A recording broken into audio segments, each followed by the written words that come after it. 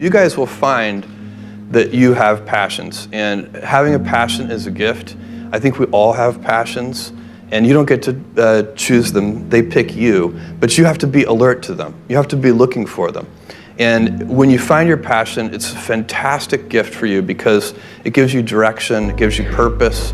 You can have a job, or you can have a career, or you can have a calling. And the best thing is to have a calling. And if you find your passion, you'll have that, and all your work won't feel like work to you. Many kids and many grown-ups do figure out over time what their passions are. And sometimes we let I don't think it's that hard. I think what happens though sometimes is that we let our intellectual selves overrule those passions.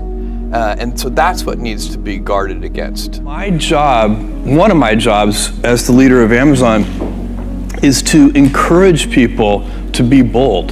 And people love to focus on things that aren't yet working. And that's good, it's human nature. That kind of divine discontent can be very helpful. But it's incredibly hard to get people to take bold bets. And you need to encourage that. And if you're gonna take bold bets, they're going to be experiments, and if they're experiments, you don't know ahead of time whether they're going to work. Experiments are by their very nature prone to failure, but big successes, a few big successes compensate for dozens and dozens of things that didn't work. So, bold bets, AWS, Kindle, Amazon Prime, our third-party seller business, all of those things are examples of bold bets that did work, and they pay for a lot of experiments. I've made billions of dollars of failures at Amazon.com, literally billions of dollars of failures. And you might remember Pets.com or Cosmo, or give myself a root canal with no anesthesia very easily. None of those things are fun, but they don't matter. What really matters is companies that don't continue to experiment, companies that don't embrace failure, they eventually get in a desperate position where the only thing they can do is make a kind of Hail Mary bet at the very end of their corporate existence. Whereas companies that are, making bets all along, even, big bets, but not bet the company bets. I don't believe in bet the company bets. That's when you're desperate. That's the last thing you can do. It's not. You could be out of work and have terrible work-life balance. Even though you've got all the time in the world, right. You could just feel like, oh my God, I'm miserable, and you would be draining energy. And so you have to find that harmony. It's a much better word. And I think for most people, it's about meaning. People want to know that they're doing something interesting and useful. And for us, because of the challenges that we have chosen for ourselves, we get to work in the future, and it's super fun to work in the future for the right kind of person. You need to be nimble and robust. So you need to be able to take a punch, and you also need to be quick and innovative and doing new things at a high speed. That's the best defense against the future.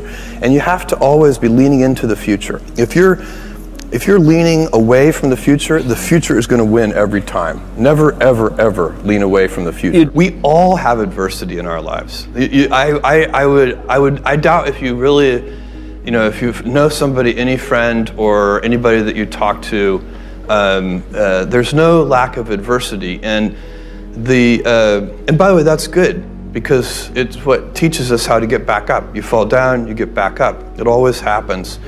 And you get certain gifts in life, and you want to take advantage of those. But I guess my advice on adversity and success would be to be proud not of your gifts, but of your hard work and your choices. So, you may be, the kinds of gifts you get in life, you might be really good at math. It might be really easy for you.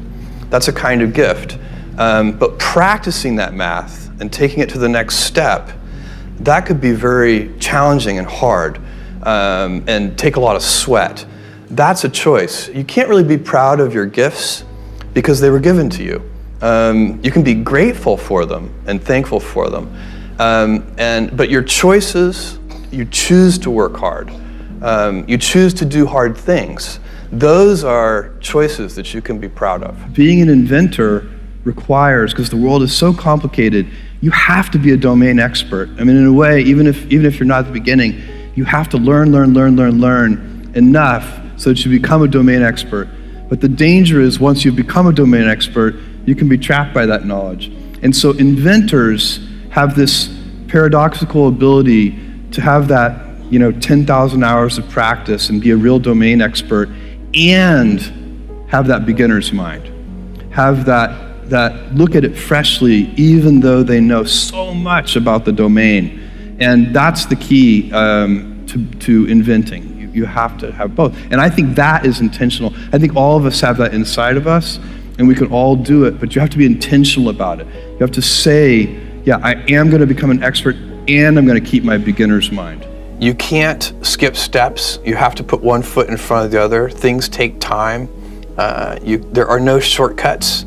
And but you want to do those steps with passion and ferocity. It's easy to have ideas. It's very hard to turn an idea into a successful product. There are a lot of steps in between, and it takes persistence, relentlessness.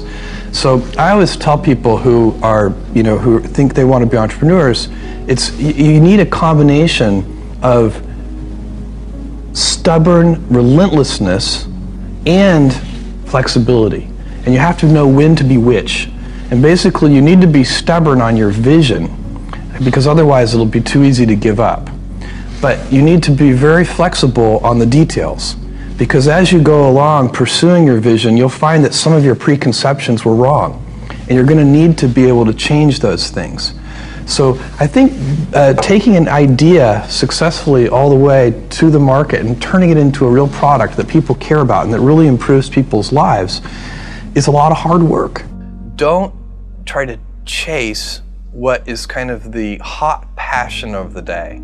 I think we actually saw this, I think you see it all over the place in many different contexts, but I think we saw it in the internet world quite a bit, where at the sort of peak of the sort of internet mania in say 1999, you found people who were very passionate about something. They kind of left that job and decided, I'm going to do something in the internet, because it's it was almost like the 1849 gold rush in a way. I mean, you find that people, if you go back and study the history of the 1849 gold rush, you find that at that time everybody who was within shouting distance of California was, they might have been a doctor, but they quit being a doctor and they started panning for gold. And that almost never works.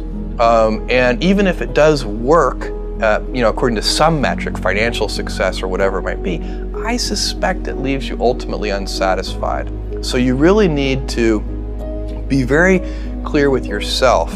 And I think one of the best ways to do that is this notion of projecting yourself forward to age 80, looking back on your life and trying to make sure you've minimized the number of regrets you have. That works for career decisions. It works for family decisions. Do you want? I have a 14-month-old son, and it's very easy for me to, if I think about myself when I'm 80, I know I want to watch that little guy grow up.